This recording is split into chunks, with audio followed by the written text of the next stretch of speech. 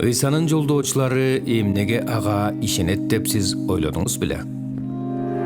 Ыйык китеп башында жазылганда кандай болсо, ошол бойдон экенине ишенишкенин ойлонуп көрдүңүз беле? Ыйык китеп 1500 жыл аралыгында жазылган Кудайдын ыйык сөзү. Ал бизге Кудай жана бардык адамдар үчүн адеп ахлактуулукту үйрөткөн китептердин жыйнагы. Ал Тоорат, Забурлар, Инжил жана Ыйсанын жолдоочуларына жазылган каттардан турат. Ал бизге адамдар Кудайдын жаратуусунун бир бөлүгү экенин айтып берет. Кээ бир адамдар ыйык китеп жылдардын өтүшү менен көптөгөн котормолордун айынан өзгөрүп кеткен деп ойлошот.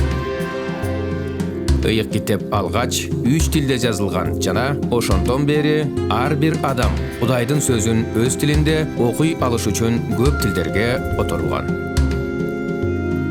Кээ бир тилдерде анын бир нече котормосу бар. Бирок алардын кабары бир. Ыйык китептин ар бир котормосу нукура тексттен которулган жана котормону нукура текст боюнча текшерсе болот. Азыркы заманбап котормолорду көптөгөн археологиялык табылгалар тастыктап турат. Мисалы, биздин заманга чейинки 3-чү менен биздин замандын 1-чи кылымынын ортосунда түзүлгөн ыйык китептин 981 байыркы кол жазмалары 20-чы кылымдын ортолорунда Өлүк деңиздин жанынан табылган.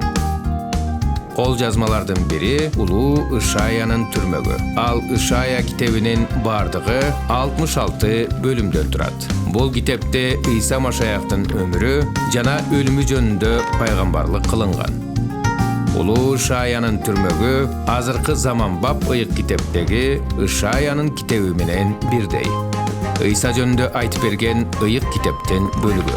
Ал өмүр сүргөн убактагы 1-чи кылымда жашаган анын шакирттери тарабынан жазылган.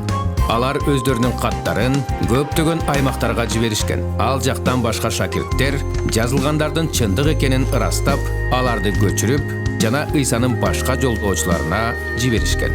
Ыйса жөнүндө айткан ыйык китептин байыркы кол жазмасынын 25 000 көчүрмөсү табылган. Алардын бардыгы бири-бирине жана азыркы заманбап ыйык китепке дал келет. Мындан сырткары Британиядагы китепкананын көргөзмөсүндө грек тилинде жазылган толук ыйык китеп бар. Синай кодекси деп аталган бул ыйык китеп болжол менен биздин заманга чейинки 350-чы жылдарда жазылган жана азыркы заманбап ыйык китеп менен бирдей. Ыйык китеп байыркы тексттеринин көчүрмөлөрү эң көп табылган китеп.